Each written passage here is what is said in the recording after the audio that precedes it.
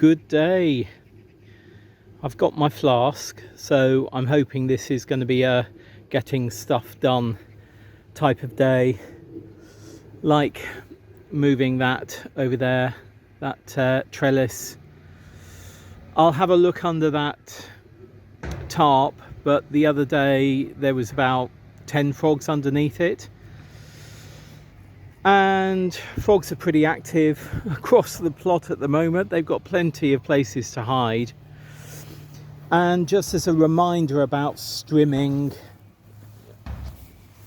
I think he's just jumped out the way. Oh, where's he gone? Can you see Froggy in there? Oh, he's hopped right over the other side now. But yeah, I'm needing to watch where I put my feet at the moment, because there are so many frogs around, which is fine.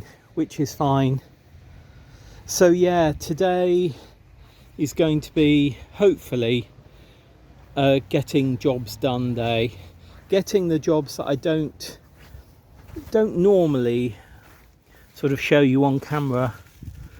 Well, I mean, I do, but I don't show you often because they can be quite boring. A bit like hunting for frogs. Oh, but look, not a frog, but a squash. There are definitely a few squash developing down here now. But yeah, I'm more interested in, to be honest, in the frog. He could be down here by now. Oh, anyway, this isn't called frog hunt. And oh, look in there. Look, two bees doing their sort of pollinating thing. Will that go into focus? I don't know. But yeah, two bees in there doing their pollinating. So having said earlier in the week, I don't think it's going to be a particularly great squash harvest. I sort of continue to agree with that, but I think we are going to get some, though you can see the yellowing of the leaf of a few of these plants going on. Oh, this one's coming out here, there's one there, there's one that looks as though it's been pollinated there, and I want to tuck this tendril sort of in there because I'm happy for it to grow in there rather than grow across there. Anyway, getting stuff done day.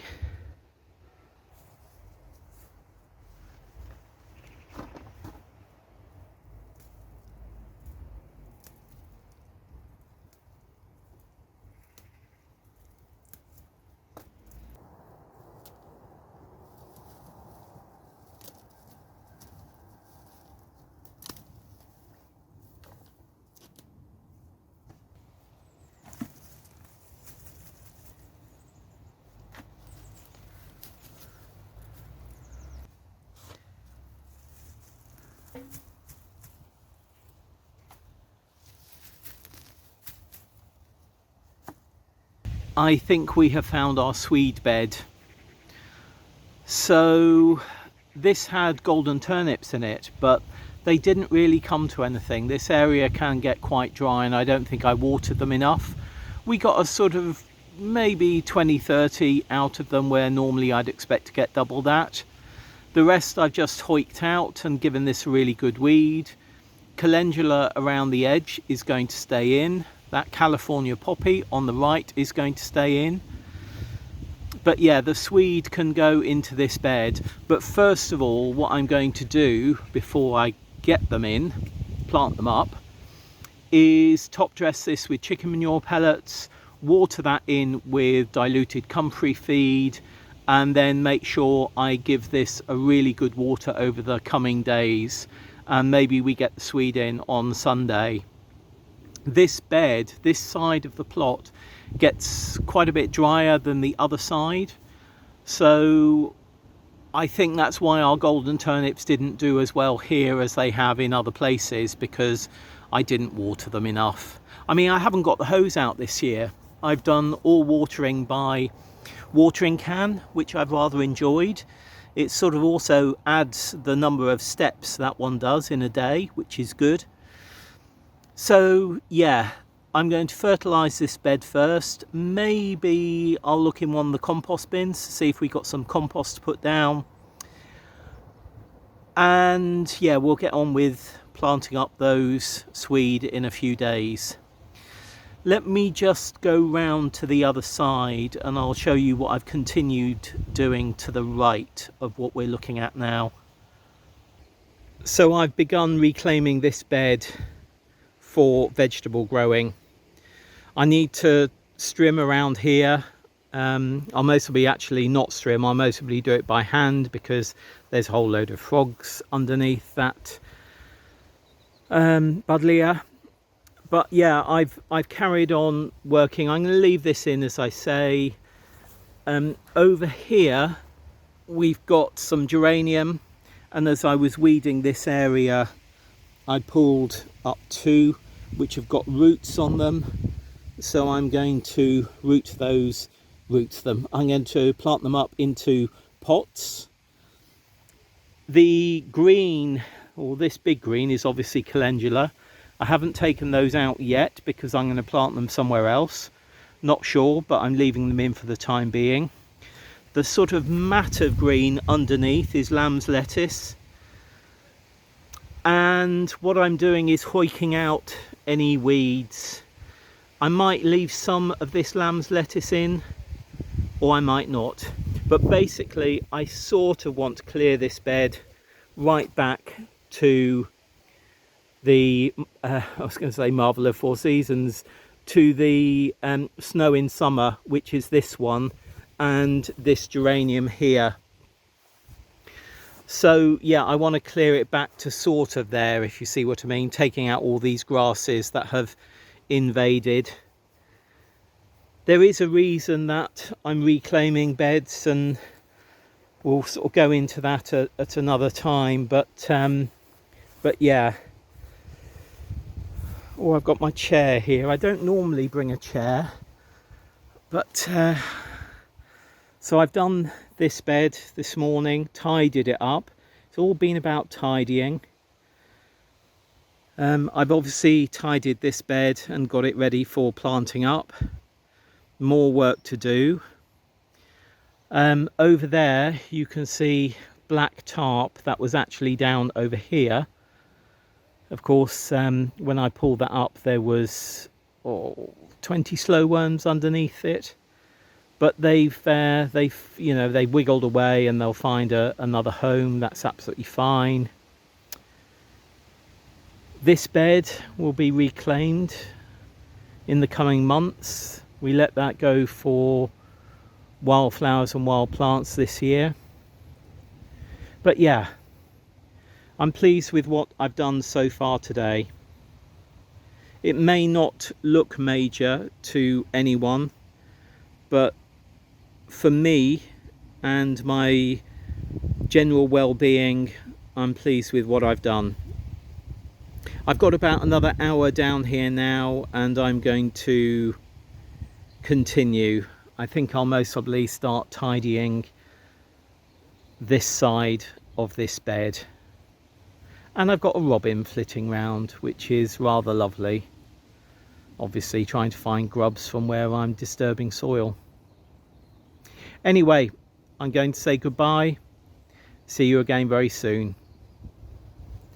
Bye. Good day. The other day I was saying about letting this vine, this squash vine, trail around into this bed, but then I look back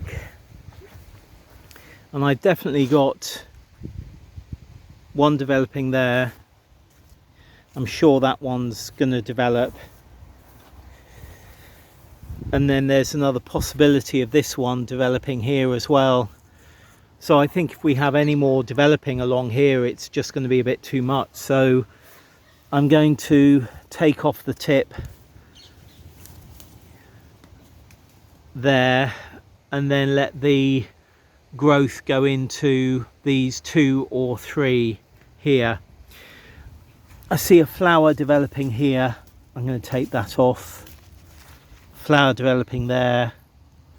I'm going to take that off.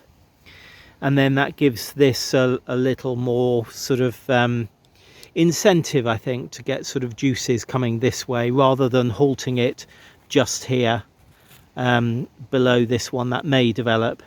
If I find this one doesn't develop, then I'll cut it back further. But yeah, I think I'm going to do that. There's another flower. I'm going to take that one off as well. And is this a tendril coming off this tendril? Yeah, can you see that there? This here is a tendril, so I'm going to take that off as well. It's the same reason. The energy will then go into developing these along here. Fingers crossed. And someone was asking about male flowers and female flowers. This is a female flower. So you can see it's got a fruit behind it. So that is a developing fruit. So if this gets pollinated, hopefully this will develop. If we come over here, we can see this flower has got no bulbous growth below it. So that, oh, hello Mr. B, that is a male flower. So if you want to hand pollinate, this is a male flower, and you'd sort of cut around, well, you'd cut this off, cut the actual petals off, and then use that little bit there to stick into your female flower to try and pollinate it. But having said a few weeks ago, I mean, there's another one in there trying to develop. We've definitely got a number developing in here now, and even though some of the leaves are beginning to die back on some of the plants, I'm hopeful. I mean, look at this growth here. I mean, it's just so fresh and luscious. Oh, see, look, that's the female element. So that's a female flower. You can see that star shape in there. So if you're going to hand pollinate that, you rub the male part, which we've just looked at, against that. Yeah. Oh, glorious. Oh, look, there's another one developing down there. Oh, fingers crossed. I think I need to give these a really good feed. Yeah, I'll do that shortly. I've decided that this is the most sensible area to put our Portuguese cabbage, Nero di Toscana cross plants in. These are the cucumbers. They've really largely gone over now. There's a couple more there to harvest, to eat as cucumbers. There's another large one in there. I'm not sure if you can see because of the weed. Another one in there to harvest. But I'm leaving several to go to seed. So this one here, I'm leaving to go to seed. This one in here is sort of really quite fat, and I'm leaving that one to go to seed as well. So, and I think I've got another one over here. So we will have plenty of cucumber seed, and we're going to be giving some of that away. The squash, the yellow courgettes, are beginning to go over, as I've said before, but still producing. You can see through there, and then if I come down here, another one there, more developing in there. And then this one, this plant, which has been really slow all summer, is starting to go for it a little bit, whilst also dying back a little bit as well. Hey ho, hey ho. But yeah, I think this bed, I think we'll give these another 2 weeks, and then we'll be taking these out to make way for the brassicas. And on talking about the brassicas, the other day when I was doing the bed for the swede, I didn't feed it, so I need to get on and do that.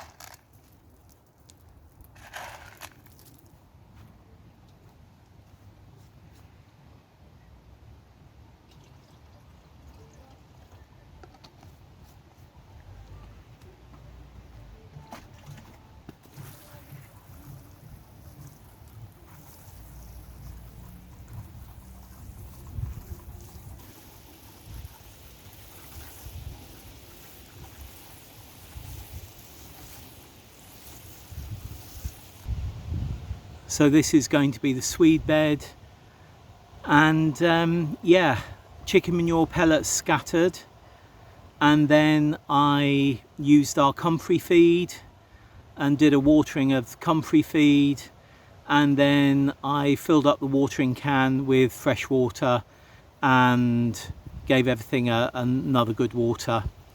And later today we're due more rain, which will help break up those chicken manure pellets more, take nutrients down below the surface, and then in a day or so, in next week's a week at the plot, we will be planting the swede into here. Yeah. And that reminds me, I'm going to not water the swede today and just let their modules dry out a little bit over the next day or so, next 24-48 hours, because the modules will then be easier to plant up, because if the compost in the modules is too wet, it can fall apart if the root structure isn't really strong.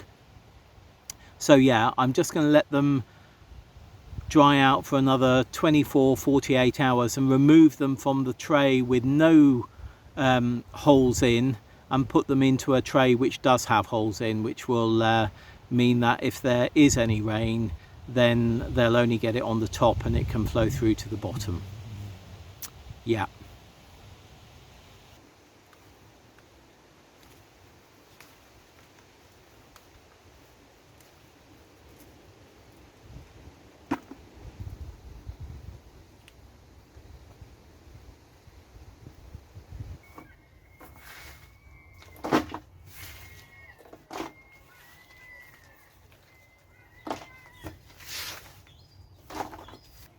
I've just finished depodding all of those Golden Gate, and this is about 2 pounds of demi-sec beans, and these will just go into the freezer, as I've said before, for using in soups and stews and bakes over the winter months.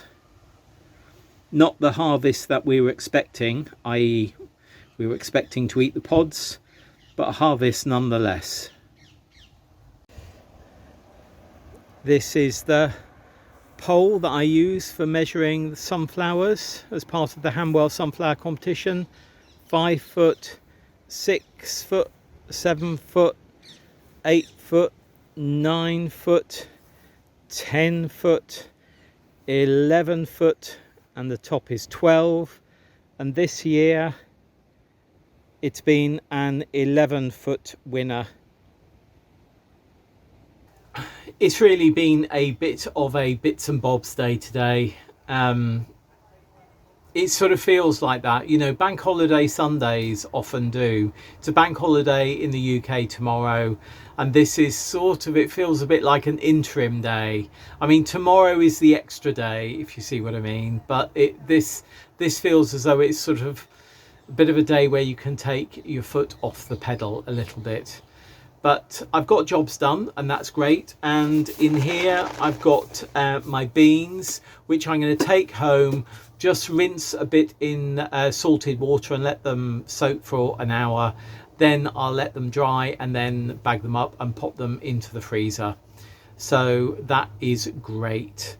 I've also enjoyed doing the measuring for the Hanwell sunflower competition, so that was rather lovely.